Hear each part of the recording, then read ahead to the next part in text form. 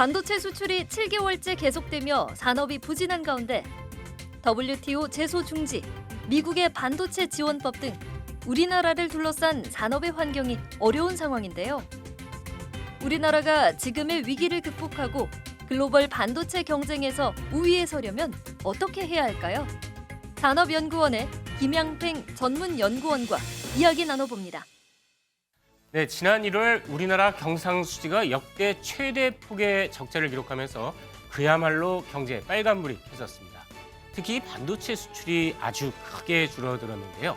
수출 주요 품목인 반도체 산업이 이렇게 주춤하면서 우리나라 수출 전체에 전반적으로 큰 악영향을 줄 것이라는 전망이 많습니다. 그렇습니다. 반도체가 우리나라 경제의 핵심인 만큼 정부의 역할과 지원이 중요한 시기입니다. 관련해서 이야기 나눠보도록 하겠습니다. 산업연구원의 김양팽 전문연구원과 함께합니다. 어서 오십시오. 네, 안녕하십니까. 네, 반갑습니다. 지난해 반도체 시장 규모가 보니까 5,957억 달러, 사상 최대치를 기록을 했다라고 들었어요.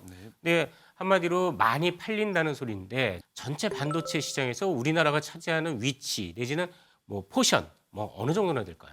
네, 앞서 말씀하신 것처럼 지난해 반도체 세계 시장 규모가 최대였습니다. 예. 그리고 우리나라 반도체 수출도 지난해 최대치를 기록했고 그 수치가 이제 1,291억 달러 규모입니다. 네. 시장 점유율로 보면은 약 20% 정도, 그러니까 세계 시장에서 20%가 우리나라 반도체가 이제 사용되고 있다 이렇게 보시면 되고요. 특히 메모리 반도체 같은 경우는 시장 점유율이 60% 이상, 그 중에서 D램은 70~80%까지 가고 있습니다. 따라서 우리나라에서 메모리 반도체 생산에 차질이 생긴다. 그러면 세계 반도체 공급망에 큰 문제가 발생할 수밖에 없다라고 보시면 되니까 우리나라 반도체 산업이 그만큼 위상이 높다라고 할 수 있는 겁니다. 요즘 일본하고 우리나라하고 관계가 조금 풀리는 듯한 그런 모습을 보이고 있습니다. 어떻습니까? 일본하고 관계가 좀 풀리면은 이쪽 반도체 산업 쪽에서는 플러스입니까? 아니면 마이너스입니까? 앞서 말씀하신 것처럼 일본과 이런 문제가 있었고 그 배경을 보면은 2019년 7월에 이제 아베 정권 시절에 우리나라 반도체 핵심 소재 핵심 품목인 불화수소를 비롯해서 세계 품목에 대해서 일본이 갑자기 이제 수출 규제 강화라는 강수를 뒀죠. 예. 그리고 화이트리스트에서 우리나라를 배제를 하면서 수입 절차에 상당히 이제 복잡성을 가했고 걱정을 했던 것이 그러한 소재들의 수입이 어려워지면은 반도체 산업에 영향을 미치지 않을까라는 염려가 많았습니다. 네. 그래서 실제적으로 저희 산업부에서 이제 소부장 전략도 했고 그게 2차까지 진행이 돼서 성과를 나타냈고요. 그래서 앞서 말씀하신 부분이 아마 그 덕분에 우리 국내 그러니까 소부장 기업들에 대한 육성을 할 수 있는 오히려 기회로 그렇죠. 작용했다. 그런 평가가 있었죠. 그리고 이제 다시 일본과의 사이가 좋아지면서 그 부분들이 해소가 되면서 이제 어떤 변화가 있을까라는 부분인데 실제적으로 일본에서 그런 규제를 강화를 해서 우리가 어떤 피해를 받았느냐라고 했을 때 경제적인 부분이라든지 아니면 생산 부분에 있어서는 거의 피해가 없었다고 지금 평가가 되고 있습니다. 따라서 이제 다시 그 리스크가 사라진다고 해도 거기에 있어서 큰 변화가 과연 있을까라는 부분은 그다지 큰 변화는 없지 않겠냐라고 평가가 되고 있고 그리고 이제 다만 말씀드린 것처럼 그 수출 규제 그쪽에서는 수출 규제를 강화하면서 여러 가지 이제 포괄적으로 신청하던 부분들이 개별 신청으로 바뀐다든지 해서 상당량의 이 행정 업무가 늘어났었죠. 이제 아마 그 행정 업무는 다시 간소화되지 않을까. 그 정도 효과가 지금 변화라고 생각이 되어지고 있습니다. 앞서 말씀해 주셨다시피 이제 일본의 수출 규제가 그동안 가려져 왔던 우리나라 중소기업들의 저력을 확인할 수 있었던 그렇죠. 어떤 그런 계기가 된 것은 분명한 것 같아요. 맞습니다. 그런데 한편에서는 이제 일본 수출 규제가 완화되면 우리 중소기업들이 다시금 좀 뒤편으로 밀려나가는 게 아니냐라는 우려는 지금 공존하는 것 같습니다. 이 점에 대해서는 어떻게 보고 계세요? 이제 그 부분은 우리가 사실 예전부터 얘기를 했었어요. 국내 소재 장비 부분도 강화를 시켜야 된다. 그래야 반도체 산업 생태계가 강해진다고 했는데 그 삼성전자나 SK하이닉스 같은 경우에는 소재 장비를 조달하는 데 있어 국내 기업을 육성하는 그런 시간적인 여유 그리고 그 소재나 장비를 교체하는 데 드는 비용 이런 부분들에 대한 부담이 있어서 진행이 어려웠던 게 사실입니다. 그런데 일본의 규제로 인해서 어쩔 수 없이 우리가 그걸 해야 되는 상황에 직면했고 해보니까 됐거든요. 그래서 그 전에 중소기업들이 이제 할 수는 있지만은 그래도 시도조차 못했던 게 덕분에 우리는 시도를 했고 성과를 나타냈어요. 그렇기 때문에 그런 시절로 돌아가지는 않을 거라는 거죠. 예, 그러니까 지금 이제 우리가 투자를 해서 키우고 있는 소부장 기업들이 계속 이대로 어느 정도 수준으로 갈 거다라고 네네. 봤을 때 뭐 이번에 한일 관계 정상화로 인해서 우리 소부장 기업이 다시 힘들어질 거다. 그렇게 변하지는 않을 거다라고 보여집니다. 요즘 반도체 관련해서 미국 이야기가 자주 나옵니다. 네, 특히 맞습니다. 이 반도체 지원법 세부 조건을 발표했는데 자국 반도체 산업을 보호하기 위해서 정말 네. 상당히 높은 벽을 친 게 아닌가 이런 생각이 들어요. 어떻게 보십니까? 박사님께서 보시기에도 좀 과하지 않습니까? 그렇죠. 일단 우리가 미국에 투자를 할 수 있도록 미국에서 먼저 요청을 한 거고 그리고 보조금이라는 것도 네. 투자를 받기 위해서 사실 그들이 이제 제공을 해야 한다고 먼저 얘기를 했던 부분이지 네네. 않습니까? 그런데 이 보조금을 받기 위해서는 뭐 이런저런 충족을 시켜야 된다라고 얘기를 하는데 작년 8월이었죠. 기존의 공장에 대해서 확장을 하지 못하게 하고 신규 투자를 하지 못하게 하겠다라는 부분이 있었거든요. 거기에서 또 불명한 게 네. 중국의 반도체 산업 발전도 우리가 견제를 하겠다라는 게 이제 두 가지가 나왔고요. 그리고 이번에 보조금 그 조건에서 여러 가지를 보면은 반도체 공장을 미국으로 가져와서 지어달라. 미국의 고용도 자기들이 챙겨보겠다라는 네. 부분이 될 거고요. 그리고 뭐 국방 프로젝트를 같이 해야 되고 그 국방에 사용되는 반도체는 우선 그 지급 보급을 해야 된다라는 부분이 이제 안보 문제까지 가져가는 네. 거죠. 그러니까 뭐 미국 입장에서는 보조금을 한번 지급하면서 여러 가지 목적들을 다 달성하려고 하는 그런 모양새로 보여집니다. 미국에서 그냥 보조금 안 받고 공장 지으면 되는 거 아닙니까? 어떻습니까? 오, 그렇죠. 뭐 네. 간단하게 생각하면은 보조금을 신청하라는 거지 강제로 네. 너희는 보조금을 가져가야 되고 그러기 위해서 이걸 해야 된다라는 건 아니거든요.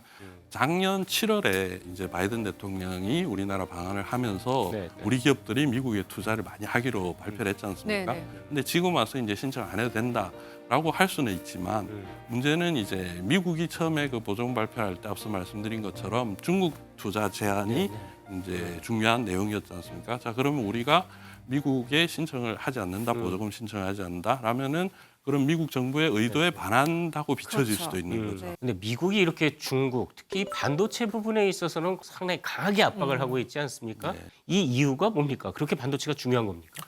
반도체는 산업의 쌀이다 그러면서 전자산업에서 반도체를 제외한 물건들을 생각하기가 힘든 거죠. 네. 지금 뭐 우리가 일상생활에 사용하는 작은 전기화 제품부터 뭐 컴퓨터라든지 네네. 당연히 스마트폰 모든 게 다 들어가지 않습니까? 그리고 중국은 이 반도체를 활용해서 그런 제품들을 만들어서 지금 세계 시장에 판매를 하고 있어요.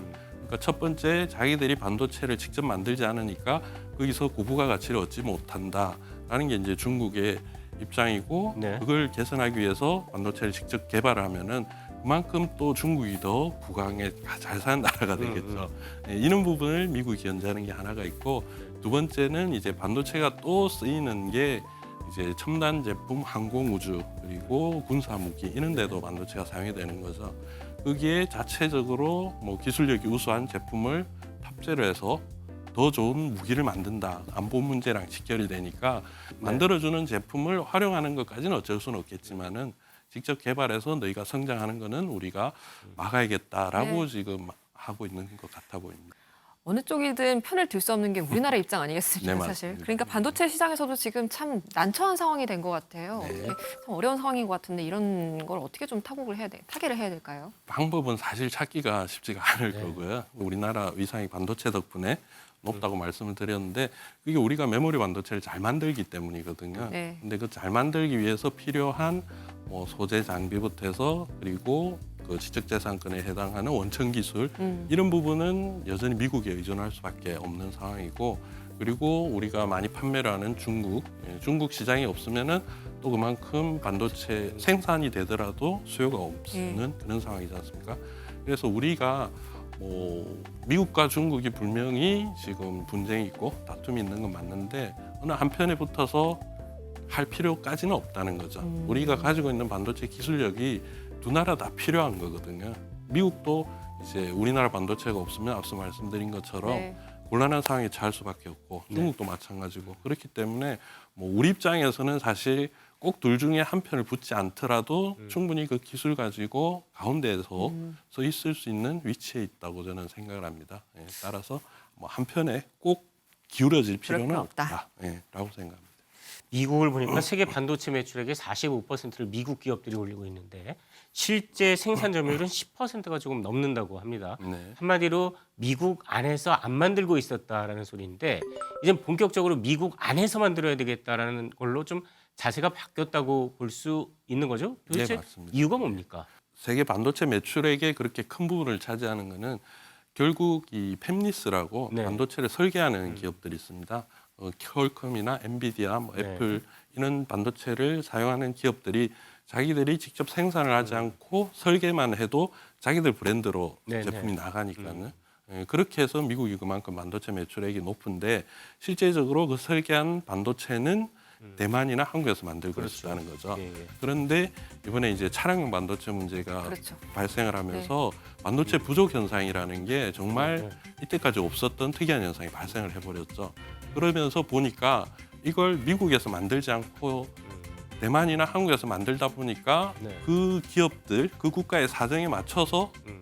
이게 생산이 되더라 이건 거죠.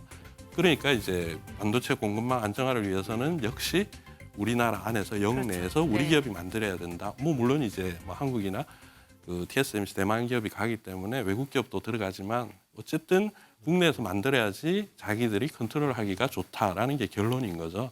그래서 지금 이제 그 생산할 수 있는 능력들을 계속 확충하고자 하는 그런 미국의 움직임이 보이고 있는 겁니다. 자국 내에서 생산하고자 하는 그런 움직임은 미국뿐만이 아니라 지금 유럽으로도 많이 확산을 네, 했습니다. 맞습니다. 그런 상황에서 우리나라도 이제 생존 전략을 좀 고민해야 할 시점이 아닌가 하는 생각이 드는데요. 네, 그렇죠. 네. 네. 지금 이제 파운드리라는 거는 시스템 반도체를 주로 네. 생산하는 기업들이거든요. 네. 그래서 이제 그 만들어진 제품을 활용할 수 있는 산업, 그 산업이 발달한 국가들이 지금 반도체 제조를 영내에서 하려고 하는 거예요. 사실 미국도 그렇고 유럽도 그렇고 말씀드린 자동차라든지 다른 분야인데 우리나라는 안타깝게 그런 시스템 반도체를 활용해서 발전한 산업이 지금 거의 없다고 보셔도 될 정도. 네. 우리는 메모리 반도체를 만들어서 네. 세계에 판매하는 게 사실 우리나라의 제일 첨단 산업이거든요. 지금. 네, 그렇기 때문에 그런 수요 산업을 같이 발전을 시키고 네. 그리고 또 시스템 반도체, 뭐 파운더리도 우리가 확장을 하고 그렇게 같이 가야 되는 그런 시점이라고 보여집니다. 마침 정부에서 이제 300조 원 규모 정도를 들여서 시스템 반도체 메가 클러스터를 조성을 하겠다 이런 발표를 내놨는데 이게 방향이 맞다고 보십니까? 말씀하신 부분이 이제 3월 15일 날 발표한 부분일 텐데 우리나라가 메모리 반도체는 강국이기 때문에 예, 예. 시스템 반도체를 발전시켜야 된다라는 얘기는 정말 오래전부터 있었어요. 그런데 시스템 반도체는 세계 시장 점유율이 2%밖에 되지 않는 그런 아주 이제 경쟁력이 열애인 상황인데 지금까지의 시스템 반도체 발전 전략을 보면은 이제 기초과학 기술, 네. 과기부에서 하고 그리고 산업부에서는 팹리스 쪽, 어허. 즉 설계에 대한 부분을 네, 네. 상당히 집중을 했었죠. 왜냐하면 반도체의 이런 핵심은 그런 설계에 있고 생산은 외국에 줘도 된다. 지금 TSMC 성장이 네. 그런 부분이거든요. 그렇게 해서 우리는 팹리스를 강화하는 부분에 초점을 많이 뒀었는데 이번에 이제 코로나19 사태 이후 앞서 말씀드린 반도체 부족 현상을 겪으면서 예. 파운드리에 대한 이 관심도도 높아졌고 중요도도 높아진 거죠. 네네. 예, 그러면서 제가 보기에 이번에 아마 파운드리를 집중적으로 그 육성을 한다, 지원을 한다라는 정책은 이제껏 없었던 정책이 아니었나 그렇게 보여지고 그 시스템 반도체를 발전시키기 위해서는 당연히 팹리스 플러스 파운드리로 가야 되는 부분이에요. 예, 그렇기 때문에 앞서서 제가 시스템 반도체에 집중하는 게 맞냐라고 했을 때 메모리 반도체는 이제 우리가 용인과 평택 지역에서 지금 이미 진행 중이기 때문에 예. 지금까지는 우리가 집중해서 지원하지 않았던 파운드리에 이렇게 집중을 하겠다라는 부분은 상당히 올바른 방향으로 가고 있다 그렇게 보여집니다. 네. 반도체 시장이 참 어렵지만 어떤 또 기회이자 도전의 그런 시기에 놓여 있는 것 같다는 그런 생각도 듭니다. 마지막으로 산업 발전을 위해서 해주실 말씀이 있으시다면, 네, 우리나라 산업 전체, 뭐 수출 전체도 지금 반도체가 이끈다는 게 과언이 네, 아닐 정도로 중요한 산업이라서 반도체 산업이 일단 잘 됐으면 좋겠고요. 그렇죠. 메모리 반도체가 그만큼 우리가 경쟁력이 있는 만큼 시스템 반도체도 경쟁력을 가져줬으면 좋겠고 마침 이번에 또 정부에서 그렇게 시스템 반도체 쪽에 지원을 강화를 한다고 하니까 이쪽으로 좀 더 우리 반도체 산 경쟁력이 가질 수 있는 그런 방향으로 갔으면 좋을 것 같습니다. 알겠습니다. 알겠습니다. 네, 지금 우리나라는 미중 패권과 세계 반도체 주권 경쟁 속에서 우위를 선점해야 하는 그런 어려운 상황에 놓여 있습니다. 정부가 이 상황을 타개하기 위해서 노력을 많이 하고 있는데요. 우리 반도체 산업이 세계 시장에서 공고한 경쟁력을 갖출 수 있도록 정부가 조화로운 해법을 찾아주기를 지켜봐야겠습니다. 자, 오늘 말씀 여기까지 듣도록 하겠습니다. 고맙습니다, 연구원님. 네, 감사합니다. 감사합니다.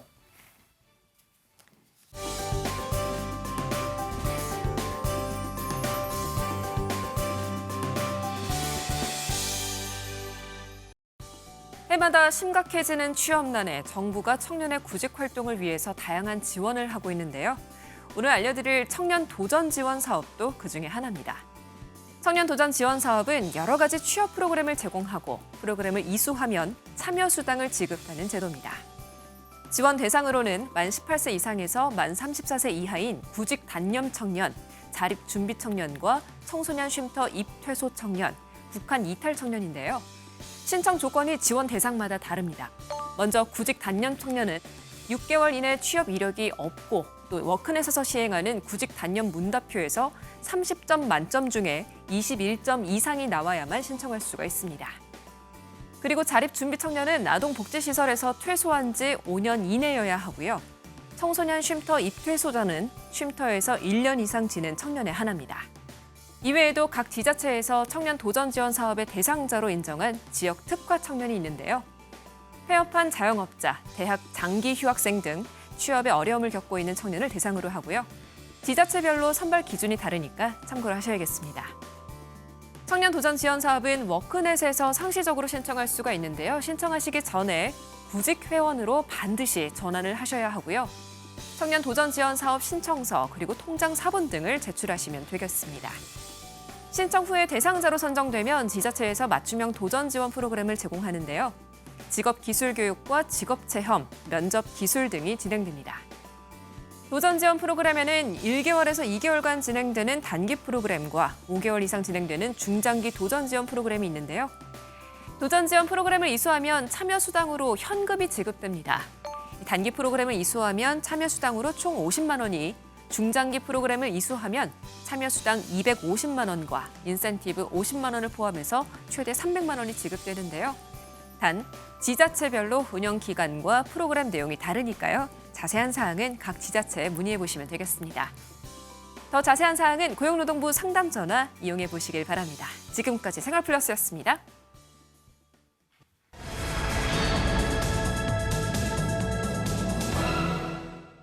세계 무역 순위 6위. 1인당 국민소득 약 3만 3천 달러. 6.25 전쟁 후 70여 년이 흐른 지금 우리나라가 이룩한 경제 성과입니다. 이처럼 우리나라가 수출과 경제 강국으로 성장한 이면에는 좋은 원자재와 기술을 찾아 지원했던 바로 이곳이 있는데요. 한국수입협회 김병관 회장과 이야기 나눠봅니다. 네, 지난해 10월부터 지난달까지 전체 수출액이 5달 연속 감소했습니다. 여기에 원자재 가격 상승으로 인해서 올해 누적된 무역 적자 규모가 벌써 200억 달러를 넘어섰는데요. 원자재 가격 상승이 이어지면서 무역 수지 악화 당분간 계속될 것으로 전망되고 있습니다. 네, 보호 무역주의 확산으로 원자재 수출이 무기화가 되고 있습니다. 무역 수지 개선을 위해서는 안정적인 공급망 확보 무엇보다 중요한 시기인데요. 관련해서 이야기 나눠보도록 하겠습니다. 김병관 한국수입협회장과 함께합니다. 어서 오십시오. 어서 오십시오. 안녕하세요. 반갑습니다. 안녕하세요. 반갑습니다. 한국수입협회장으로 오신 지 지난 3월이었죠? 예, 2022년 3월에 제가 취임했습니다. 예, 1년 됐으니까 1년 동안 어떠셨습니까? 팬데믹의 막바지였거든요. 네네. 그래서 팬데믹의 지속과 디지털 전환, 그다음에 글로벌 공급망 재편 등의 그러한 새로운 패러다임 속에서 저희들이 이제 살고 있었고요. 네. 지난 1년 동안 이제 회원사들을 위해서 주로 대사관과의 관계를 돈독히 하고, 네. 그래서 이제 많은 주한 외국 대사들이 저희 협회를 방문을 했고, 또 제가 또 대사관을 방문하는 일도 있었고요. 한국수입협회에서 할 수 있는 코이마 통상 CEO 스쿨을 네. 작년에 시작을 했습니다. 그래서 CEO 스쿨을 지금 올해도 이어서 지금 하고 있고, 1년 동안 해외의 사절단들을 많이 또 파견을 했습니다. 무역 격조가 심하다고 아주 불만이 많은 튀르키예, 루마니아, 인도네시아, 라오스, 캄보디아, 리투아니아, 남아프리카 공화국 등 이러한 국가들을 저희가 사절단을 파견을 했고 통상을 위해서 많은 노력을 해왔습니다. 기본적으로 그렇게 생각하지 않습니까? 수입은 좀 나쁜 거, 수출은 좋은 거. 이게 약간 옛날 사고방식일 수도 있는데 수입협회는 주로 어떤 일들을 하십니까? 영문으로는 코리아 임포터스 어소시에이션이라고 하고요. 네. 약자로는 코이마라고 합니다. 어허, 예. 1970년에 현 산업통상자원부의 인가를 받아서 저희가 설립이 되었고요. 네. 우리나라 산업의 구조를 저희가 잠깐 먼저 설명을 좀 드리면 저희가 자동차 혹은 선박, 반도체 등이 수출 주력 품목들이었는데 네. 거기에 들어가는 소재들은 전부 수입입니다. 그렇죠. 소재들을 수입을 해서 가공을 해서 완제품을 저희가 수출을 하는 네, 네. 그러한 국가 산업의 구조를 가지고 있다는 말씀을 드리고요.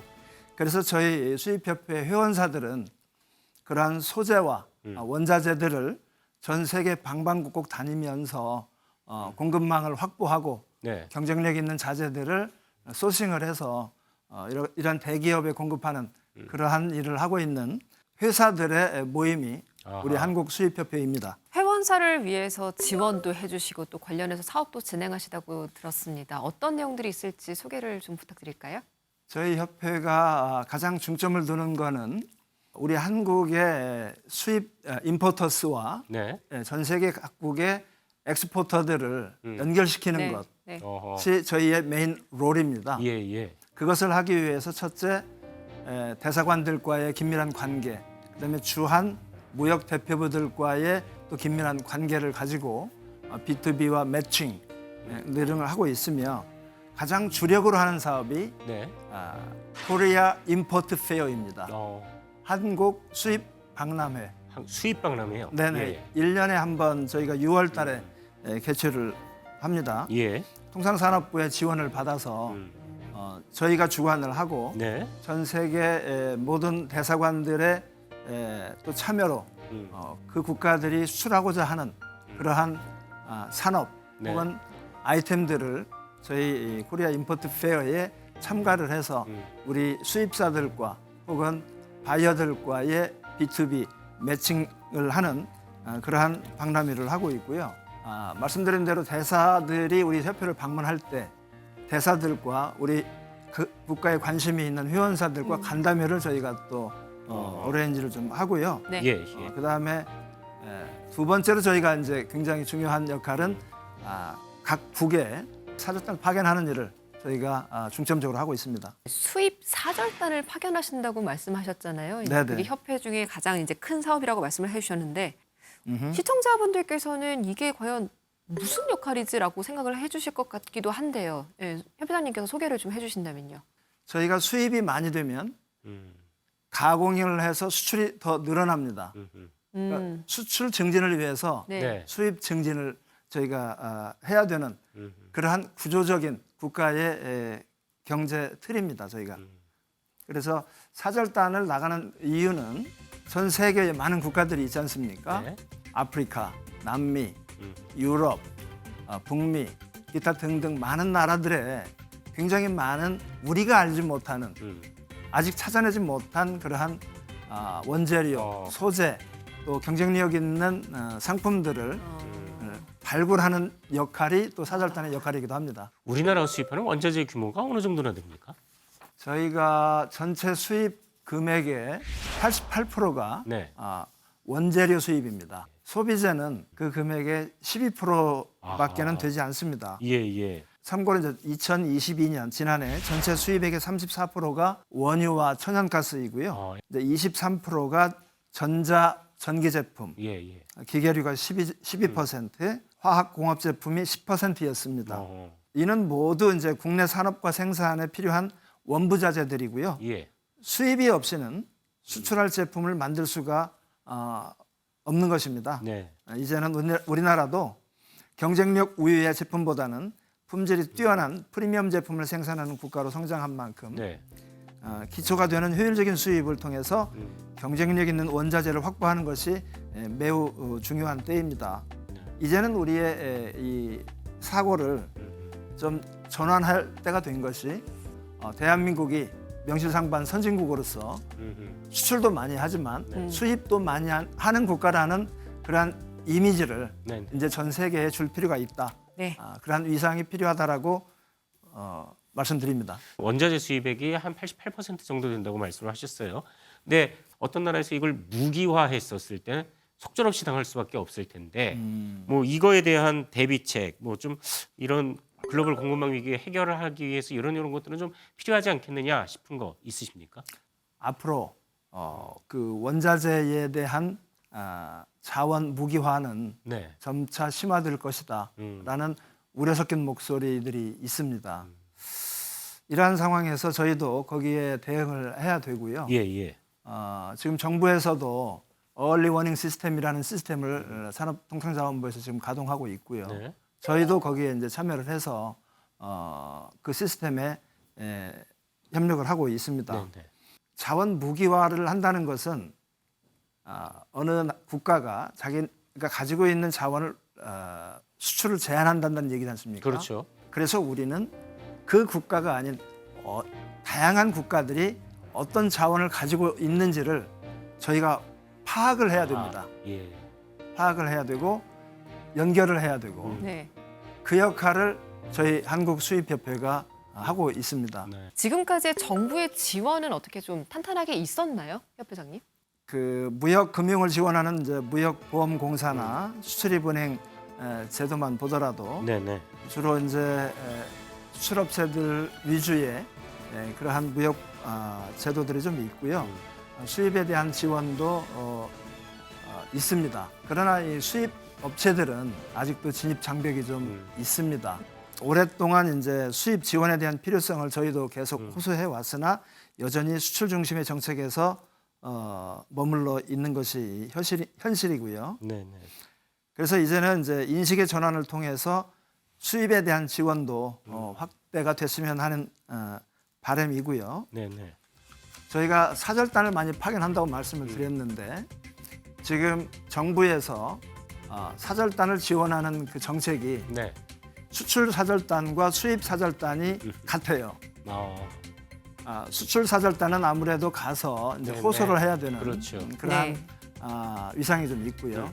수입 사절단은 현지에서 아무래도 좀 우월적인 지위가 좀 있습니다. 예, 예. 그래서 지원하는 그 기준이 수출 사절단과 수입 사절단이 그 위상에 맞게 네, 네. 좀 변화가 되면 좋겠다.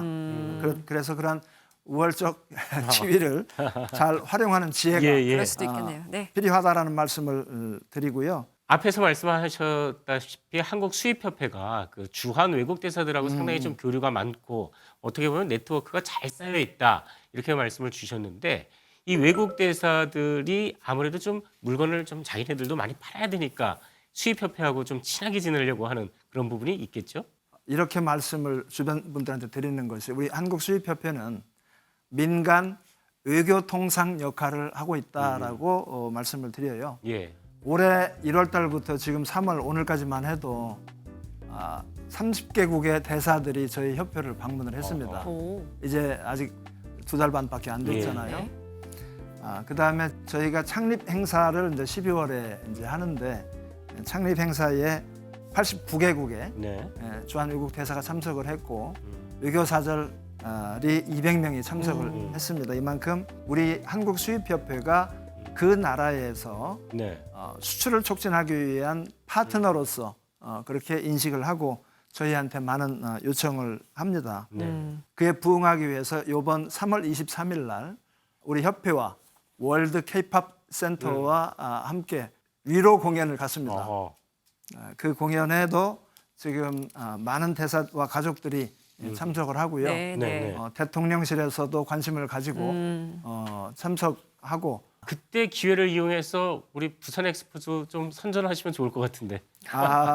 예. 그렇지 않아도 부산 엑스포에서도 네. 그 조직위원회에서도 그 고문께서 오셔서 축사를 하도록 저희가 어레인지를 했고요. 예. 이 모임을 주관한 그 목적 중에 하나가 네. 11월에 있을 부산 엑스포 유치 그 투표에서 네, 우리 그렇죠. 대한민국의 투표를 주십사 하는 네. 그러한 요청을 저희가 할 계획입니다. 이 협회 하시는 역할 쭉 들어봤는데 상당히 좀 기대가 됩니다. 올해 이거는 반드시 좀 역점을 두고 네. 이거는 올해 하겠다 싶으신 사업 어떤 게 있을까요? 코리아 임포트 페어를 저희가 작년까지는 네. 수입 상품 전시회라고 해서 예. 전시회를 해왔어요, 매년. 지금 올해는 그 명칭을 코리아 임포트 페어, 한국 수입 박람회로 이름을 바꿨습니다. 예. 저희 협회에서. 그래서 명실상부한 대한민국의 시그니처 그 전시회로서 네. 자리를 잡고자 합니다. 네. 그래서 코리아 임포트 페어의 명칭으로 처음 시작하는 해이기 때문에 네, 네. 올해 그 위상을 잘 준비해서 많이 높이고자 하는 데에 큰 역점을 두고 있습니다. 마지막으로 우리 시청자 여러분들께 앞으로 또 수입업체 협회장으로서 또 어떤 역할을 하고 싶으신지 한 말씀 부탁드리겠습니다. 수입과 수출을 비교를 해보면 1956년에 네. 수출이 2,500만 불이었고 음. 수입이 3억 8,600만 불이었습니다. 어허. 많은 무역 적자를 가지고 있었고요. 예. 네. 1986년에 저희가 무역 흑자가 된 첫 해입니다. 네. 그 이후에 저희는 계속해서 매년 무역 흑자를 그렇죠. 내왔고요. 예. 근래 이제 팬데믹 때문에 무역 적자를 잠깐 지금 겪고 있는 중인데 네. 이제는 글로벌 서플라이 체인을 안정화시키고 다변화시키는 데에 네. 꼭 필요하다 우리나라에. 음. 그리고 그것을 할 수 있는 기관이 한국 수입협회다라는 말씀을 강조하겠습니다. 자, 오늘 이제 회장님하고 이야기를 나눠보니까 네. 우리나라 경제가 이렇게 성장하는데 이 수입사들 보이지 않는 그러니까요. 곳에서 상당한 역할을 했다라는 맞습니다. 생각을 하게 됐습니다.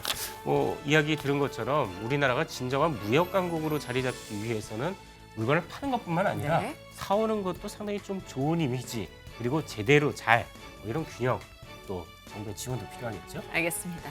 앞으로 정부의 균형 있는 무역 정책이 펼쳐지면서 우리나라가 글로벌 무역 강국으로 우뚝 서기를 한 번 더 바라보도록 하겠습니다. 오늘 토요 포커스는 여기서 모두 마칩니다. 함께해 주신 여러분 고맙습니다.